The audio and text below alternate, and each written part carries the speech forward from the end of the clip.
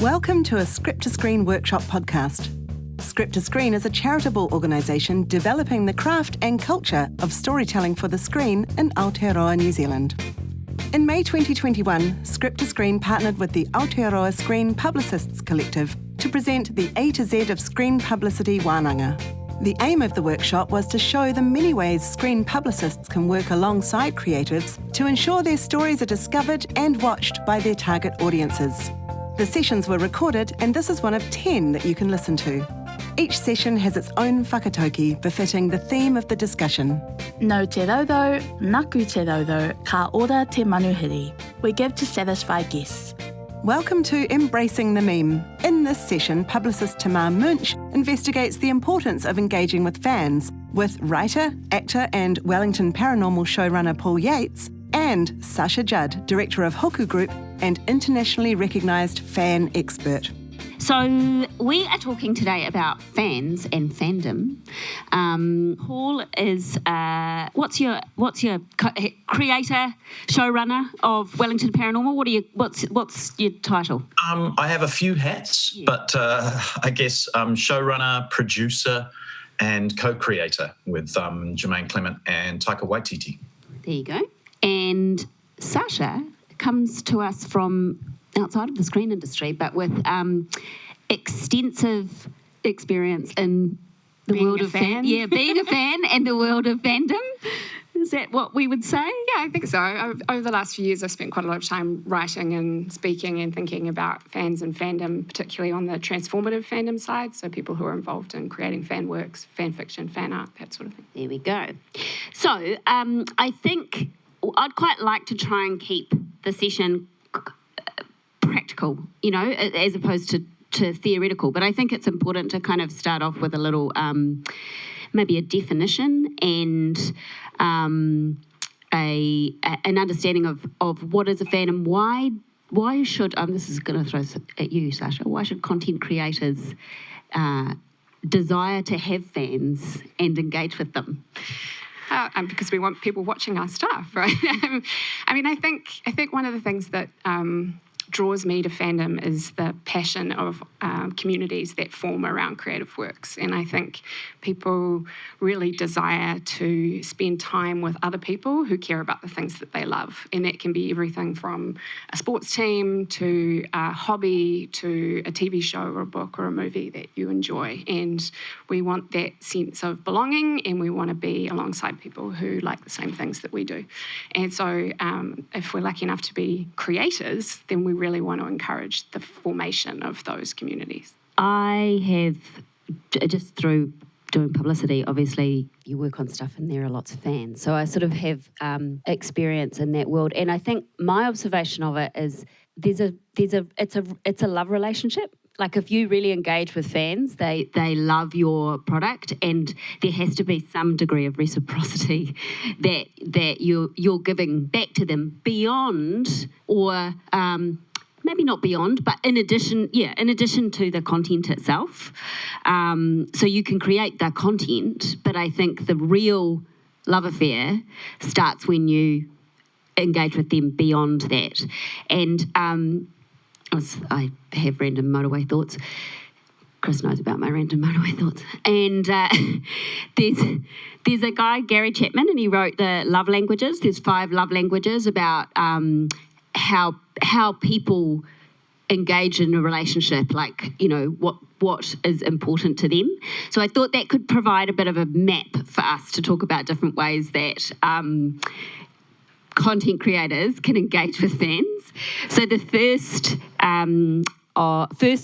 love language is words of affirmation. And in a relationship context, that is encouragement, affirmations, appreciations, listening actively.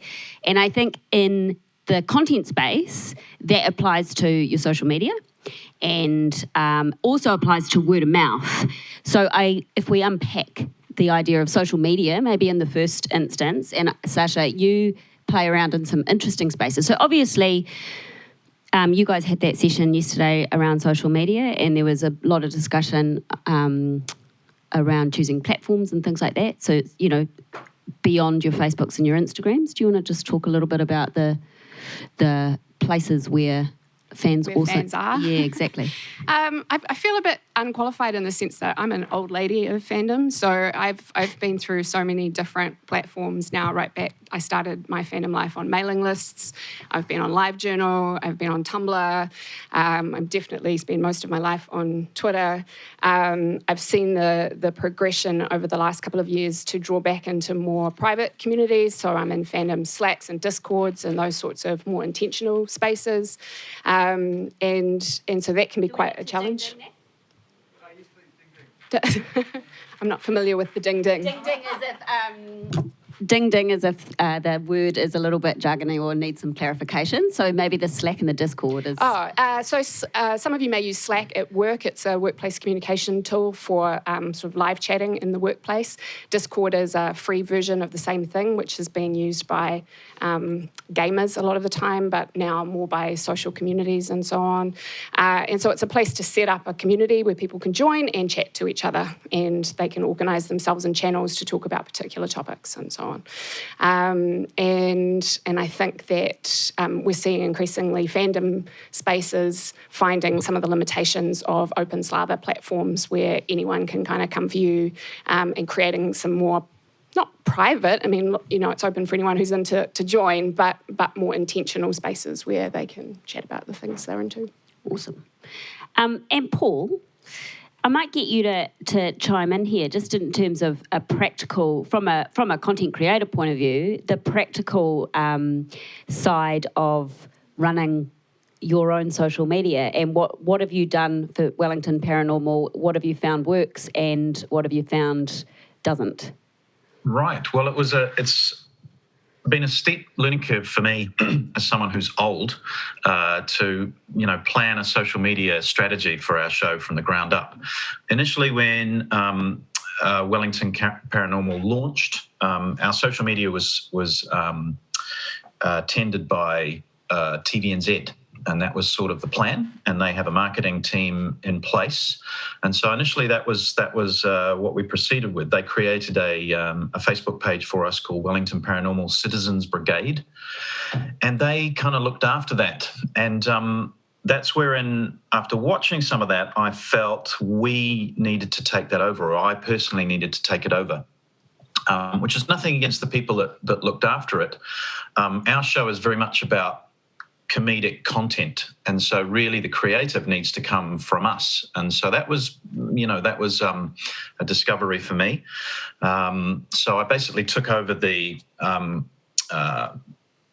Facebook page. I would write posts, I would put media on that, I'd put clips. And so, being old, Facebook was my space initially. Jermaine Clement he lives on Twitter. I think he spends more time on Twitter than anything else. And he has about 500,000 followers. So that was a really useful tool for us, that he would tweet about the show, he would put clips on from the show. And so really that was kind of our strategy. We didn't go into it with a plan.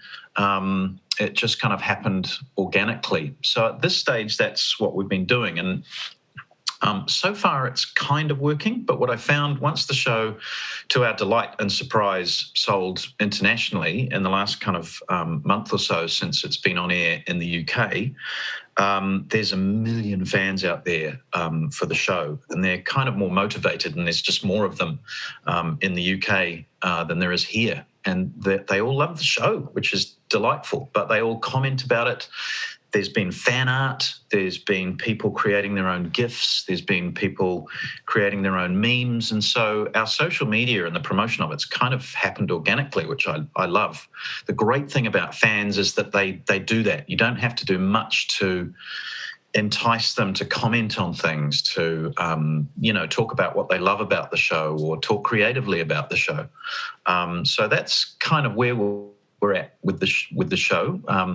Going into season 4, for example, we didn't have our own dedicated Twitter feed for the show. It sort of happened by a fan. So we've started up finally a Twitter feed for Wellington Paranormal, and so we're kind of posting every day during the shoot. We're posting cryptic photos about what we're doing each day that doesn't give away too much story, but for fans, it's a space where they can, be intrigued as to what we're going to do. So, really, it's been a voyage of discovery for me and our show. And it's also been a learning curve as to, Tamar, you talked about in a practical sense what you need to do. I think content creators really need to think hard about what their social media strategy is before they go into production, because it is possible for you to create your own content, be it photography, be it clips, stuff like that. It is important, but you shouldn't do too much of it. I think you can think too hard about social media sometimes. To me, focus on the content. That's what people want to watch. For example, whatever your favorite show might be, do you want to engage in the show, or do you want to engage in additional content? And I think that's a really important question to ask. If you think about your favorite show,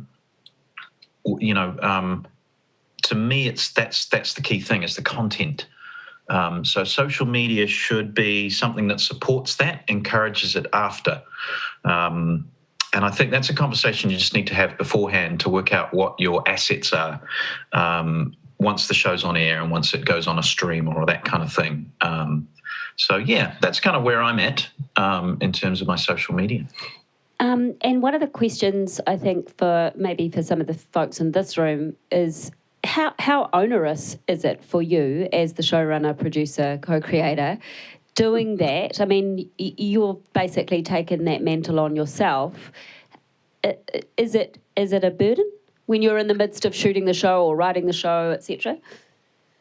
It can be. It's, when you're in production, you've got a million things that you have to kind of think about. So tending your social media is kind of further down the list, and it is important. And I am old. So the thing is, if you do decide to have someone who tends your social media, that costs. And if you're on a New Zealand on air budget, I think it is something you need to consider paring out budget for in the future. And certainly in shows I do from now on, I will certainly look to do that. And I know it will be supported by NZ On Air. And there are already shows that I'm involved in that have their social media strategy.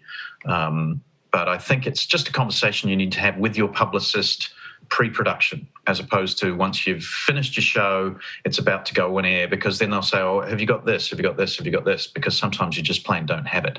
So it's, I learned how to make memes and I learned how to make, GIFs and all those sort of little things. So as I say, it's in answer to your question, it is an additional thing that I could possibly do without, but I do enjoy doing it. I enjoy writing interesting Facebook posts or cool tweets or finding interesting photos around our set. And it's not too hard to do. But yeah, it is an additional thing that I think in the future you will see shows in production. They'll have their EPK team, but they'll also have their social media team on set coming up with ideas of how to promote the show in the future. And how much, coming back to the fans, how much are you listening? Like, how much of the social media chatter that you are paying attention to do you take on board in terms of the show creation? Certainly read all of it. I love reading the lovely tweets. When your show goes to air as a content creator, in the past, the show would go on air and you go, I hope people like it. And you'd wait for ratings. And in the old days, ratings, as we know, are inherently flawed because you get some kind of arbitrary number. And if your show is more, catered for a more specific audience, ratings in the old way, the sort of Nielsen ratings don't really tell you much. So you don't get much feedback. But now that we have the glorious social media, you can watch a Twitter feed as our show's on air. People start tweeting about it. People start quoting the gags. People start going, "Oh my God, they did this." And as a content creator, that's just delightful. It's more of an affirmation that the gags work. When you're a comedy writer, you write gags, you put them on air, and you don't know whether people find them funny because there's no audible audience. But on social media, there is. And so far, our show's not perfect, but a lot of people seem to like it. And so fans like to comment on that, and especially genre fans. We've made a show that is both a comedy and it's a genre show. So there's a lot of very smart fans who just love talking about it and love spotting the movie references that we kind of put in as Easter eggs in the show, which is delightful. So I think any content you make, think about what the fans are going to dig about it and what they're going to talk about. So yes, we do listen to them. I won't say that we've never used someone's idea and put it into a show, but a good example though, in series 1, we were looking for writers, and we're always looking for up-and-coming, new, fresh writers. Jermaine said there's this amazing comedian who tweets called Melanie Bracewell. And so I started reading her Twitter feed, and it was funny. And so I went along to see her do comedy, and did that thing of a producer going up to a comedian after a comedy show and going, you're Melanie Bracewell, we really like your stuff, would you like to write this show? And yeah, she's been one of our senior writers all the way through. So yes, if you write something funny on Twitter, it does get noticed, and she's now a writer on the show. So there you go. There's a Twitter success story for you. Awesome. Love it. Getting jobs via social media. You mentioned Easter eggs in there. Do we need to explain Easter eggs? Is everybody familiar with? Yes. Do you want to do that? Expert. An Easter egg is, it comes from Easter egg hunt. It's something that you discover in a property that's been hidden for your delight and surprise. And so it was very common in video games to hide something, I don't know, your character's running around an imaginary world and find something hidden behind a tree that unless they're looking, they won't discover it. And in movies and TV, it's often a reference, as Paul says, perhaps a reference to a classic film or some other reference that's an insider reference that your passionate fans will be delighted by. The Marvel Cinematic Universe, for instance, is always hiding Easter eggs for its most dedicated fans. And so in my love languages framework, one of the other love languages is receiving gifts. So for some people in relationships, that's very important. And for me, I would throw Easter eggs into that category. That's a gift that the content creators are giving to their fans. Some of the other things that might be considered gifts are also fan art. So that's coming the other way, where the fans are generating content inspired by. Do you want to talk a little bit about some of that? I think the hockey stuff, because just the ice hockey. Just because it's so unexpected. I love that story. I think you're talking about the difference between transformative and curatorial fandom. Yes. So when we talk about fandom, it loosely falls into two kinds. We talk about curatorial fandom and transformative fandom. And this is, fandom academics, of which I am not one, I'm paraphrasing. So curatorial fans are fans who prize knowing the most facts. And so if you think of your archetypal nerdy sports fan, the one who knows all of the starting lineups for the All Blacks for the last 20 seasons, the ones who can tell you the home and away stats, who know every coach, know every assistant coach, that sort of fandom prizes or values knowing the most information about a topic. Transformative fans are fans who are more interested in creating things out of what they're seeing on the screen or in the book. And so they're the ones who are more interested in the stories in the cracks, the what ifs. It's like, what if this character did this other thing? What if this character was a person of colour and not white? What if this character was queer? What would happen after this story ends? What happens when they, leave the White House? What happens after Harry Potter defeats Voldemort, whatever that sort of aspect is. And transformative fans are interested in telling those stories, and they might tell them through writing fan fiction, they might do it through fan art, or other kinds of creative means. So that's what we talk about transformative fandom, is that sort of work. And so when we think about things that fans make, like fan art, fan merchandise, fan fiction, that's often in the transformative side rather than the curatorial side.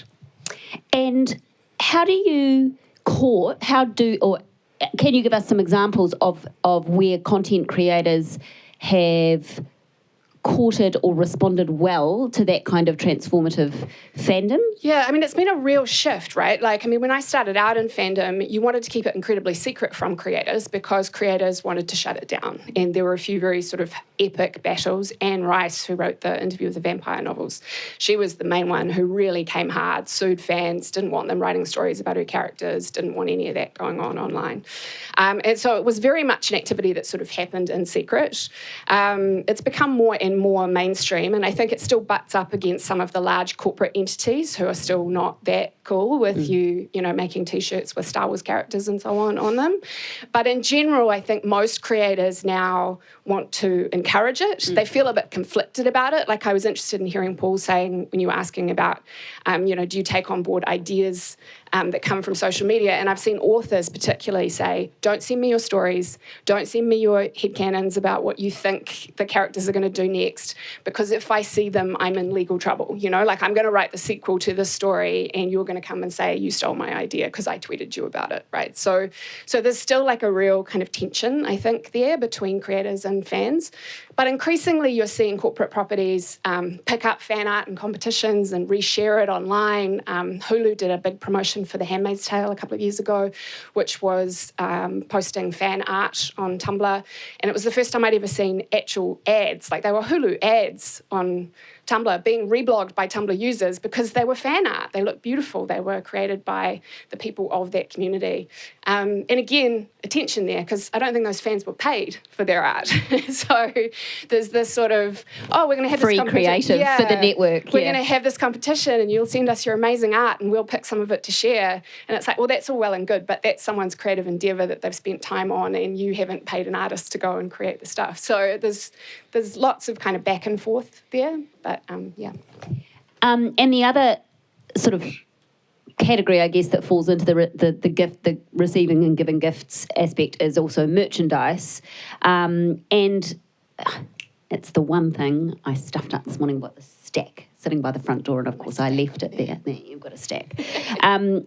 Traditionally in New Zealand, I would say that we haven't been very good at doing merchandise, and that's really because the funding isn't there. Like, you actually, to create a piece of something, whether it's a T-shirt or a drink bottle, there has to be an outlay. You know, you've got to design it, you've got to get the stock, etc. And probably Shortland Street is the only place where that's really existed over any period of time. Very early on when I was there were collector cards, literal collector cards with the characters on them, and you could go to Video Easy and get them signed. We did signings with actors when there were video stores. Can you even imagine? So, you know, there has been moments where in the history of that show where there's been merch, but I'm interested just to hear from you, because you've got some thoughts around what fans are wanting out of merchandise these days, as opposed to, you know, it used to be that you might get a logo on a T-shirt, right?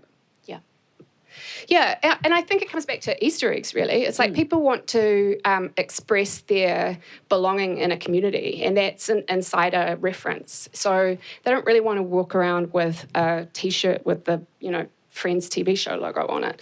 But they want to signal that they're part of it. I did bring a bag of merch, so I'm just going to make a point here. She followed instruction. I bought all kinds of different merch, like my Taylor Swift cardigan. But the one I wanted to show you was this one. This is actually fan-made merch. See who's first to recognise this hoodie. So on the front, for those of you who can't read this far, it says Aotearoa Lacrosse. And then if you turn it around... What is it? No, not Team Wolf.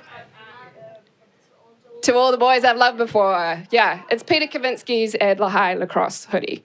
So this is the sort of thing I'm talking about, right? Like, this is a fictional character, dreamboat, teen, rom-com, huge hit on Netflix, series of books before that. And this is the lead character. And he wears this hoodie a lot in the movie. Now, the movie didn't make this. This is fan-made, bought it on Redbubble. But, you know, when you're wandering around wearing like Kavinsky's lacrosse hoodie, like, there's only a certain category of people who are going to catch that. And that's that sort of in-group feeling that you get from great merch, I think. But yeah, like it's that sort of Easter egg feeling. Like that's an Avengers time heist hoodie. So from the last movie where they wear these quantum suits. But like I was wearing that at Comic-Con in New York, and Seth Green went, "Is that a time heist hoodie?" And I was like, "Oh my God, yes!" And you're Seth Green. So it's that insider feeling. Anyway, that's all. Have you guys done anything? Have you stepped into this area at all, Paul? No. Again, that would fall to me. It's something we certainly intend to do now that we've got sort of a market. New Zealand, I think, is a relatively small market. So for the effort it takes to create, unique T-shirts, it's something we plan to do once the show kind of goes further out. Internationally, we do cruise. Last year we did cruise shirts where the crew could pick their favourite catchphrase from the show. So there are crew members out there with like "Stop that! It's a bit scary" on a T-shirt. Or "This is certainly not optimal." So that's a fun thing that we're thinking we might give people the option to buy online. Police hats, we've got a unique police logo and stuff. So we've certainly got plans, and our show is certainly marketable in that way in terms of clothing. I've seen some fan-made stuff. After the last Armageddon, someone posted a picture of what looked to be very authentic Minogan O'Leary bobbleheads. And so I very politely DM'd the person that had posted and said, "Is this a real thing?" But no, of course it was fan made, but it looked like a toy company had made it. But fans had, they'd created this amazing, had the box and the logo and the whole thing. So fans are certainly dedicated, and if there isn't the merch, then they'll make it themselves. Yeah, they will. And I think as creators, I don't think people should be freaked out by that. I think you can have official merch and you can encourage fan creation, and those things can coexist. And a great example I've seen of that is the author Rainbow Rowell, who wrote a series of books about a magical school, which is like Harry Potter, but not for complicated reasons. And her fans had spent years making merch about the Watford Academy that these kids went to, because there wasn't official merch. And then she came out with her own line. She commissioned an artist to design it. And all she said at the time when she launched it was, "I'm totally happy with you continuing to make your own stuff. Don't copy these designs. Like, these are the official Watford ones. If you want these, buy them from me. The artist gets paid, I get paid. That's a win-win-win. You can all still make your own stuff, just don't rip these ones off." And I think her community responded quite well to that. So I don't think you should see it as a binary. It's like you can encourage fan creation without feeling like, well, I've got to be the one with the merch. Oh, I was just about to tell a story about IP. So if, those of you who are familiar with Outrageous Fortune, there were mantra... IP, intellectual property. So it's, in Outrageous Fortune, there were Van and Munter, I think season 3 became the Tool Guys, and one wore a T-shirt that said Tool and the other one wore a T-shirt that said Guys. We did a bunch of we did a bunch of merch for Outrageous actually, and including T-shirts and including Tool and Guys. We did a design which was Tool and Guys. What was interesting about that is that the band Tool had an issue with us selling T-shirts that said Tool, even though, because that was we were selling those T-shirts as a standalone, and we were like, well, what if we sell them as a pair, all that kind of thing. And we couldn't quite get around it, so we actually ended up having to put Guys on the back, which kind of sucked because it wasn't like it was from the show. People still liked it. But so there are, you do need to, if you're selling your stuff as a content creator, I mean, this was through South Pacific Pictures, there's a lawyer who's very by the book. You're not going to do anything that's not by the rules. And so she didn't want to get sued by Tool. So you have to look out for other people's IP. But in terms of, I think Sacha, are you talking about, Jackie, when somebody is profiting off your owned content? Yes, exactly. I know ABC TV in Australia go a bit far with this, but, grannies were knitting children's clothes with logos from their ABC shows, which were very popular, and they shut it down. So that's the extreme. But it is an issue with people taking people's IP and making money from it for themselves. So I just was curious about that from the fandom point of view. Yeah, I mean, for years, I think the mantra in fandom was that no one made money off it, like fan fiction and fan art was freely created and freely shared. And the internet creating the ability to do print on demand, which let people do T-shirts and water bottles and merch and stuff, shifted that quite a lot. But I don't really see a problem with that. I'm not a content creator, so it's, this is my personal bias. Someone who's selling a few T-shirts on Redbubble is making chump change, and I just don't think, as creators, we need to be coming for them. It's maybe different if somebody is setting up some sort of massive commercial operation off the back of your property, and obviously then your lawyers would have words to say about it. But I just think a few fan T-shirts out in the world that are selling the song of the thing that you've made to people who love it I think that's wonderful. And I think in my time that the attitude of broadcasters in particular and potentially film distributors, or studios rather, the content owners, has changed a lot. So I think my experience comes from band tour T-shirts where it was a major problem where you had to be vigilant all the time, and I think it's quite different in the screen industry. But I was just curious about it. Thank you. That was a good answer. Definitely, though, even in the sort of fan website blog space, TVNZ 2005, 2006, there was a website called Idol Blog, which was a blog, fan blog for New Zealand Idol. Can you believe it? And they, it was a really well-loved show, and lots of people were talking about it. They would dissect all of the, songs and contestants and da-da-da. They would also, it was pre-social media, so it was also, I saw so-and-so at the dairy, and, it was that type of stuff.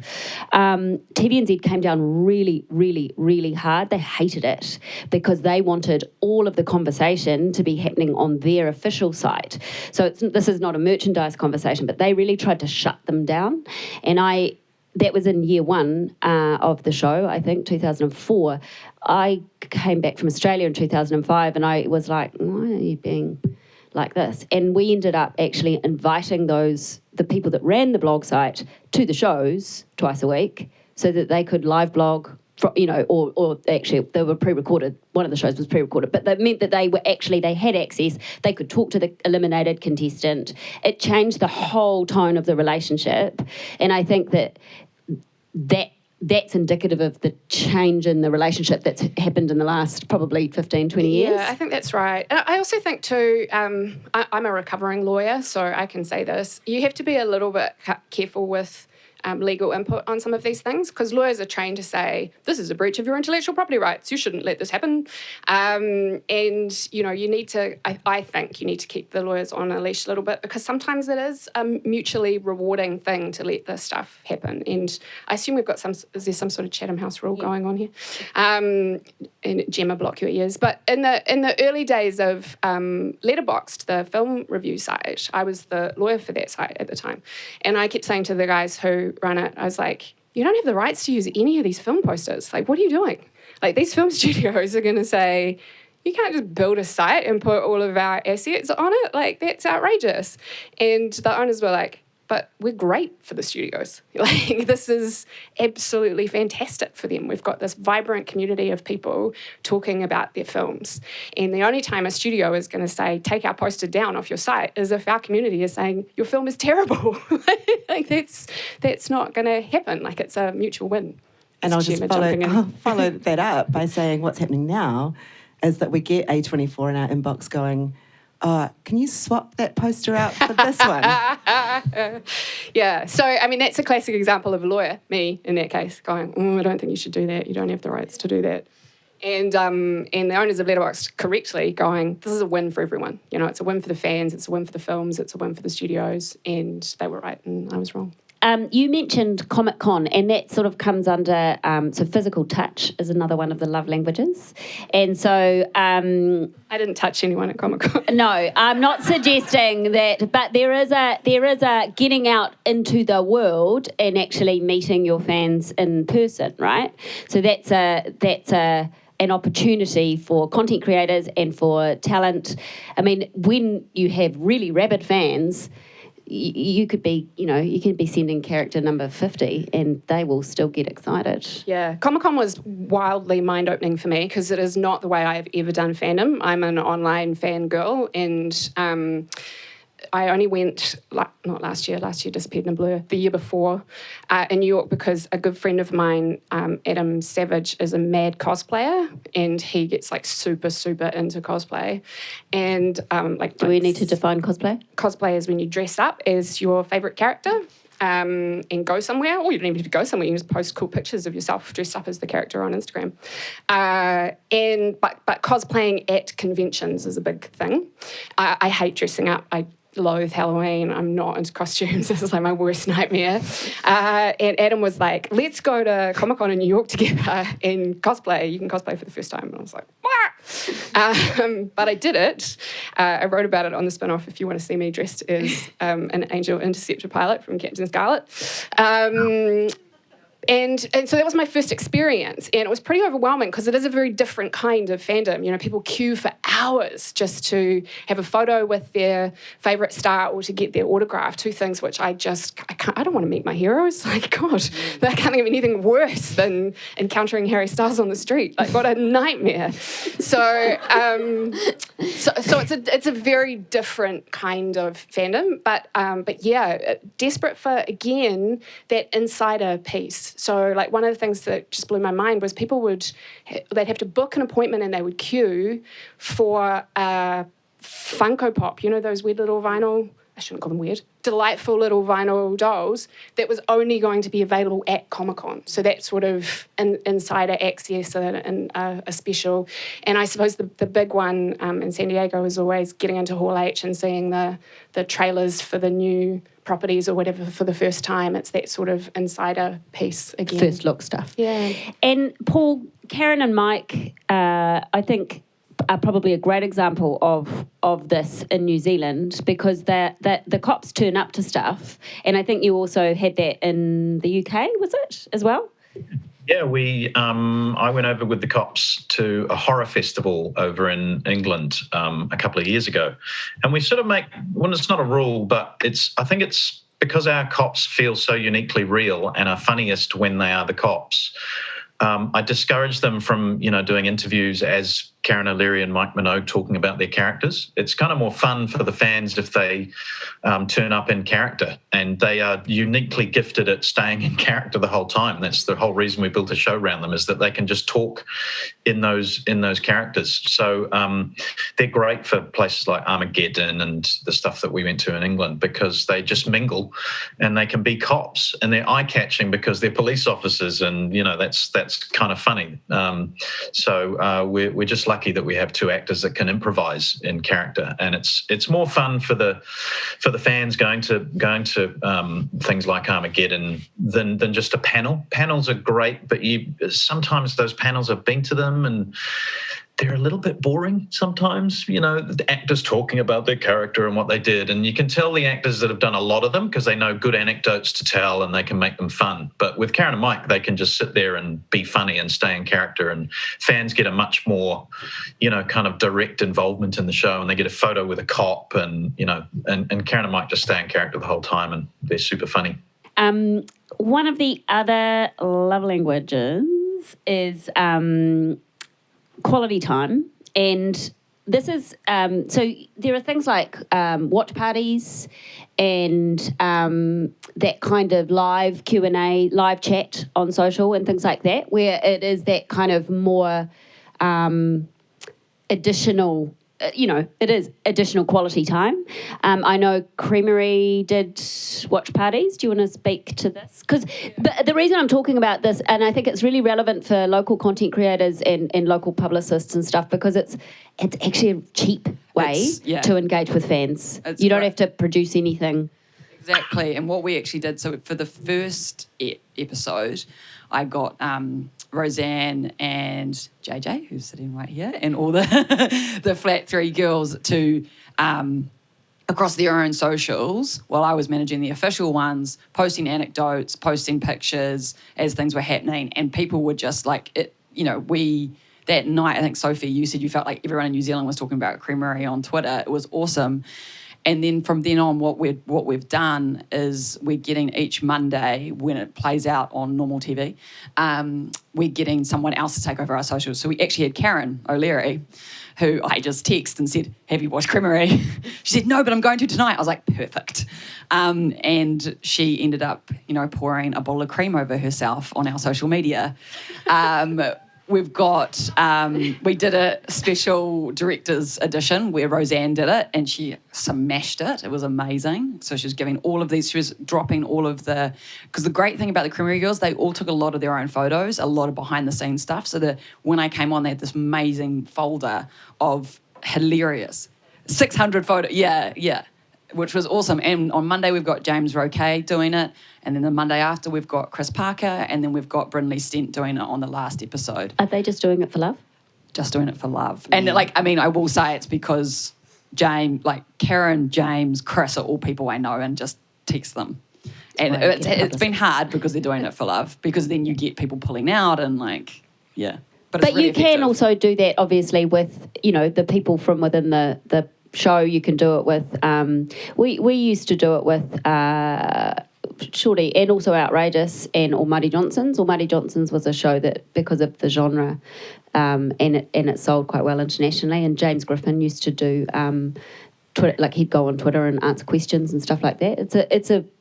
It's a very rewarding also for the show, especially for showrunners, I think. It's also a way, I think, to be quite authentic with your connection to fans. Like something Paul said earlier about making GIFs and having all of those assets ready, but not doing too much. And it's like what you don't want to do, is just sort of dump a whole bunch of GIFs on your show's website and say, "Hey, here's the stuff, guys."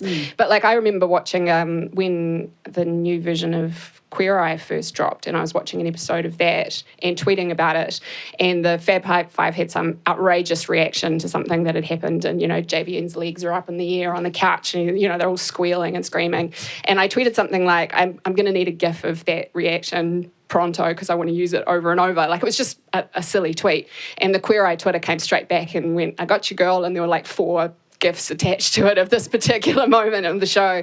And it's kind of, obviously they've got the budget to have someone sitting there watching all of the socials to do that, but it was quite an authentic way to start those GIFs out in the world and sharing them and people using them for reaction shots and whatever. I'll just, quickly on the GIF thing. Giphy is an underrated tool that for, in Australia, we, with World People and Breaker Upper, I was working with Madman, and you can get a branded channel, you email their partnership, there's a form on there, and you make sure you tag it up, and people can search your GIFs on Twitter and on Instagram. It's something that is low cost. You do have to make the GIFs, but honestly, for Creamery, it is me sitting there on my laptop, cutting it, giving it. It's not too hard. And to your point about replying to people on Twitter, when someone says, "I loved that scene on Creamery," and if I reply with a GIF, they love it. I love it.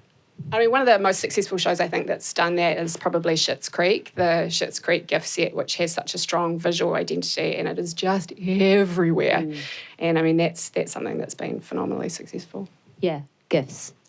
GIFs are gifts.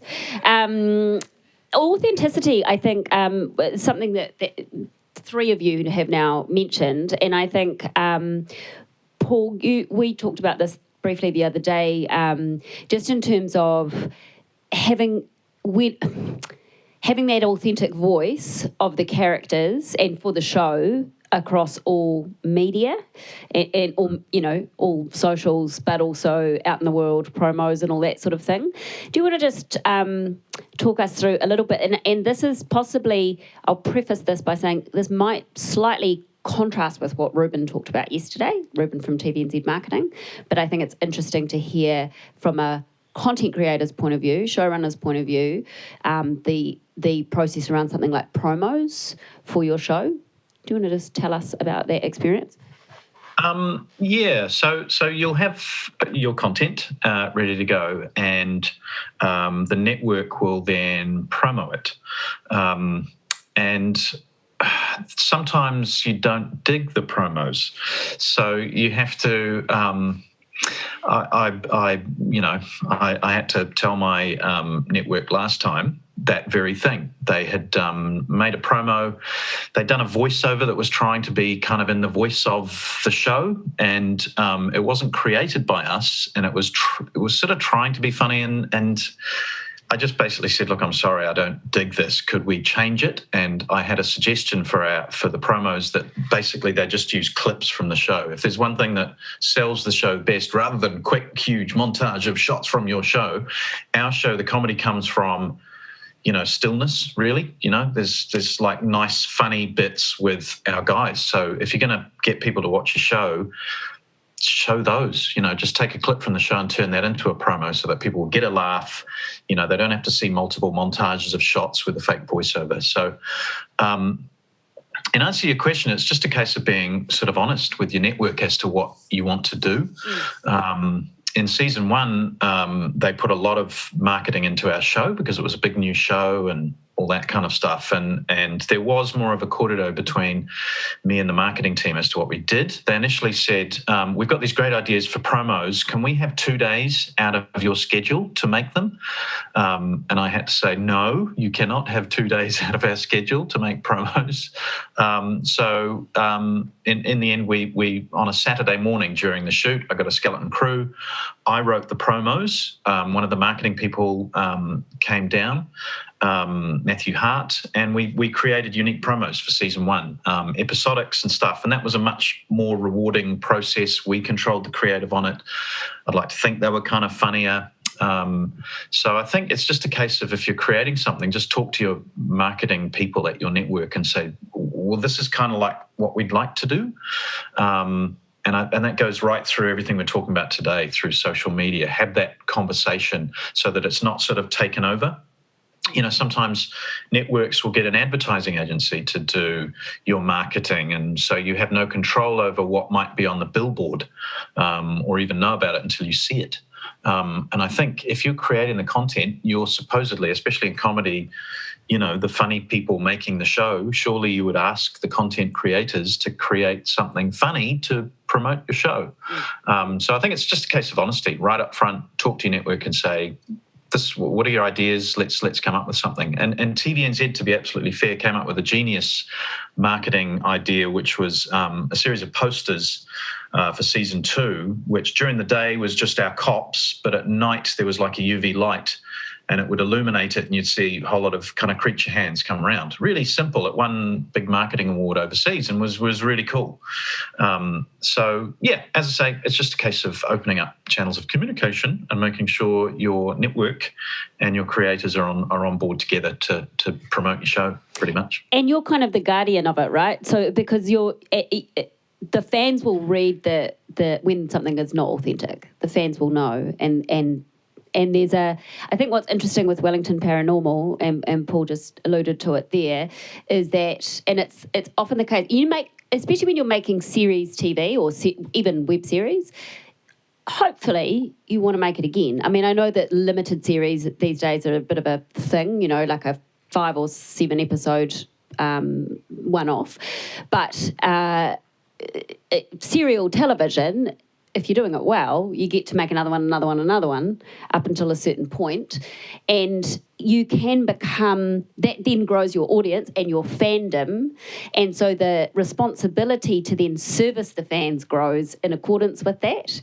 And what I think is interesting in Paul's case, and it's worth mentioning because it's sort of what we're here talking about, is that the network marketing and promo support didn't increase as the series went on. In fact, it actually decreases. So that kind of caught you out a little bit, didn't it? It sort of did. And this is not a sort of blame thing. It was just TVNZ had quite seriously reduced their kind of marketing department. And also the other point was, it's series 3. You guys are already an established brand. You can kind of look after yourselves a little bit. So there was kind of a disconnect in that regard. Although I was sort of forewarned about it. It would have been nice to know, because we could have tried to find time to create our own gallery of promotional pictures, whole range of assets we could have made had we had the time. And it sort of caught us on the hop a little when we went to sell internationally. They were like, where's your season 3 assets? And we're like, we don't have many. You'll just have to take what we have. So, for example, poster campaigns, all that sort of stuff. Partly naivety on my part, but yeah, we just lacked a little bit of that. So for season 4, we've parted out a day and budget in order to film unique promos, to do full gallery of photos with all 4 lead characters, so that we have those assets when we sell season 4 to the world. So this question is now about a few questions ago, 5 minutes old. There was a really beautiful sentence that I want to ask you about. It was, and I said no. And so I'm just wondering, is that like, in terms of the relationship, between you as the show creator and, the network, is that like a negotiated no, or do you have that power? Can you just talk more about that, like, and I said no, and how that works? Thanks, Paul. Yeah. Cheers, Max. They certainly sent me the promos, and I'm pretty sure they send you them anyway. You sort of say, hey, what's the promo campaign coming up? How are you going to launch the show? And so initially, that's where my concern was raised, that there wasn't a big, huge promo campaign. They were just really going to do kind of, cuts from the show. So I said, I'd, really like to see those, and I'm pretty sure they do send you them anyway. And when I saw it, I didn't like it, and I simply expressed that. And they were very understanding and said, okay, well, what do you think? And I suggested ideas of how maybe to do a promo that works for the show better. And they were really responsive. TVNZ weren't like, oh, you can't tell us to do that. They do respect the fact that you're the content creator and, you're the kind of marshal of all things to do with your show. So I was respected. I said, no, could we do something different? And they listened. So I don't know any other anecdotal evidence of any other people doing that, but I think it seems a natural thing to do if you don't like something. If someone's promoting your show in a way that you don't think's cool, absolutely you should be able to say, no, can we do something different, please? I think in my experience, certainly the primary broadcasters in New Zealand, as a content creator, you can have those discussions. Whether or not they hit the target there's not 100% strike rate in terms of success of getting them to change their ways. And I think when Ruben sat here yesterday, he said something like, let us market your show, along those lines, like we know how to do that. So that's where the disconnect is, because I think the content creator is the guardian of the show for their audience, for the characters, for the content of the show, and for the fans of the show, bringing this back to the fans. The network is, demographics, etc. It may not be about the fans, but like as in speaking authentically to fans of the show. So that's potentially where that disconnect exists. The other thing I think that's interesting is that once your show becomes successful, and Wellington Paranormal is an example of this, but when you start to sell the show overseas, you have no control over what the network in Germany is doing with your program. You have there was some hilarious stuff for Almighty Johnson's. How do you market that show in Russia? Like, come on. So you do have to relinquish some control, but that's that actually what was funny about that was that there was some promotional stuff that amused fans of the show back here. Like it sparks a whole other conversation around what is authentic to the world of the show, But the fans know that stuff. The world of the content world becomes their world. Like they will become the guardians as much as the content creators, I think. And it sort of goes to your question, Max, a little bit. And it was when I was digital commissioner at TVNZ, so I was working on on-demand was growing, and there was sort of some small-scale content going up exclusively on the platform. And I don't know if any of you know, but there was a show called Alibi that was done by a production house called +64, quite an emerging crew into the kind of web series screen space. And it was a show that was, I want to say it was under 500K, and TVNZ put a bit of budget into it, but it was kind of considered low scale, and it wasn't sort of deemed a priority. And I watched that team kind of clock that quite early, and they're really, really creative. They're geniuses, and they kind of realise, okay, we're going to have to figure out how to scramble to get a really great stills photographer on the set. They created the most beautiful visuals of the characters, so that and then when it was sort of handed to the marketing team, who really it wasn't going to be a priority for them at all, of course they were never going to say no to it. And again, it's not a great example of it, but I remember thinking that kind of hustle was really critical to making that show then kind of sing. So sometimes you have to kind of read the room, and the commissioners, I think, to kind of, and the content and marketing teams to kind of see if that stuff is happening, or to your point, Paul, realising if you'd have known early on you could have done something differently. It's those kind of moments. I just wanted to ask you to briefly, if you can, talk about maybe some of the negative aspects of fandom. Yeah, I think it's important not to be too rose-coloured glasses about this. I mean, I spend a lot of my time cheering on fans and fandom and talking about how awesome they are, and that's true. But it's not to say that there isn't a massively dark side to fandom, and toxic fandom is real. And there's a lot that you can read if you're into it about how fandom can be a pretty racist environment, particularly online. And how I think increasingly empowered fandoms are starting to sort of place real demands on showrunners about what they want to see happen in the shows. And, you know, the sort of worst, best example of that recently would be the Release the Snyder Cut campaign. Whatever you think about Zack Snyder and whether he should have been allowed to make Justice League or not, the reality is that Snyder Cut came about because of a massive, very ugly online fandom who didn't want to take no for an answer. And, you know, he got $70 million to make a 4-hour movie. So I don't know who wins in that scenario.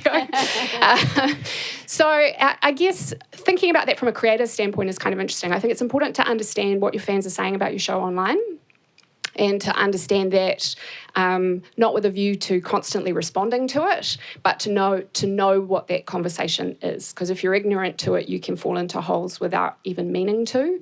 And a great example of, I don't know whether they meant to fall in it or not, but the sort of classic case study in recent years was The 100, a young adult show in the United States, this sort of sci-fi post-apocalyptic-y show.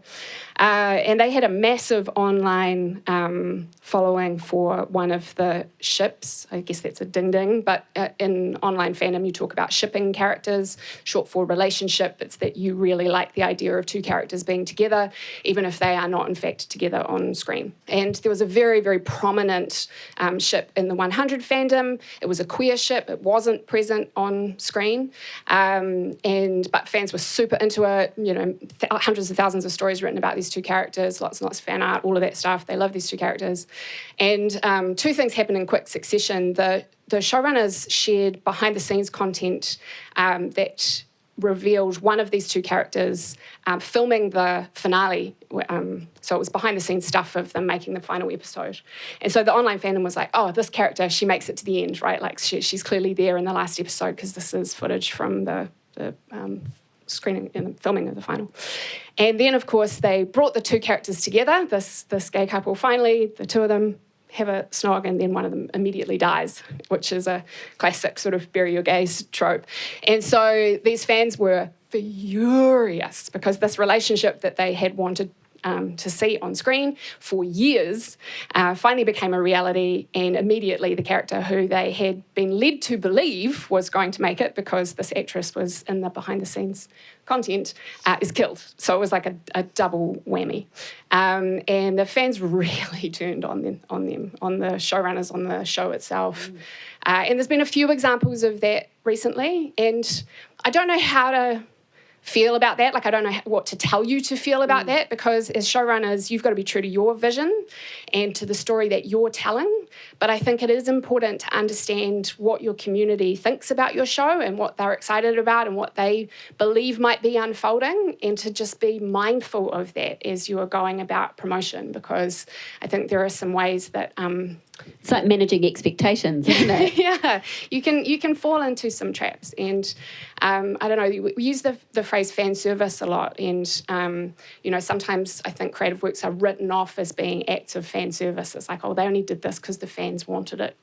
These characters have only got together because the fans wanted to see it happen, and so I think that can feel inauthentic as well. And so it's I think it's about knowing what's being said about your story, but not necessarily always responding to it, because that won't necessarily always be a positive force. Sorry for No, hogging the questions. I'm just really interested in this. This is in some ways a philosophical question for the three of you, because I was thinking about fandom and like the release of Snyder Cut, and just this force, like in terms of our capacity, this force that fans can create to shift like massive corporate juggernauts. And I guess the question I keep asking myself is like, why we can see that in that sort of entertainment sphere, but often when it comes to activism or social movements, activating that same degree of kind of forcefulness is sometimes really difficult, or like works in a different way. And I was just thinking, like, coming from your experience in the industry, have you got any thoughts about the difference between sort of those two areas, and why we can get someone like Disney or something to kind of make a massive shift, but we maybe can't get someone to reduce their carbon footprint? Money? Capitalism. Yeah, I mean, it's just money, right? I mean, I'm not going to attribute motives to HBO, but they could see that there was a massive demand for that cut, and they didn't care that it was a demand coming from an angry bunch of gamer-gators. They were going to take the money. So, that just sort of says capitalism to me. It's not anything. Yeah, it's like it's about commercial demand potentially, and there's going to be some profit to be made off it, of delivering that kind of content, I think. I guess then from the other end, in terms of like motivating people, like connecting with the audience in a way that makes them take profound action, and why that's in terms of the late night rants online, that it's often the same process that you could employ in the political sphere. And I was just wondering, in terms of us being human creatures, why we don't kind of move sideways. I can point you to a number of examples of fan activism where I think the online space and that community has led to some pretty powerful stuff. I just think that you can't kind of attribute altruistic motives to fans all the time. It's kind of like the BTS fandom raised millions of dollars for Black Lives Matter causes, but they're also an incredibly problematic fandom when it comes to anti-Black racism. So it's one of those things where you can't sort of characterise fandom as one thing. It's a massive, messy group of people who care passionately about a bunch of different things at different times, and so it's very hard to sort of characterise it with one brush. Yeah. I just want to there's the fifth love language. I'm just going to briefly touch on this, and I would have loved to have cued the video to play, but maybe we can play it at some other point, is acts of service. And I think Wellington Paranormal did a really good example of this with the police videos that you guys did around COVID, with the cops doing the messaging. Like, there's actually that ability to put your characters into public service, charity, government messaging, that kind of stuff, and working for causes and all that sort of carry on. So that was my fifth one, just to make sure that I wrapped up my 5. Thank you very much. Thank you, Sacha, and thank you, Paul. The A-Z of Publicity Workshop podcasts are proudly supported by New Zealand On Air's Industry Development Fund, the US Embassy, and Images and Sound. Music for the podcast was provided by Poddington Bear, whakatoki by Lalena Fe'onati, and voiceover by Gemma Gracewood. Kia ora.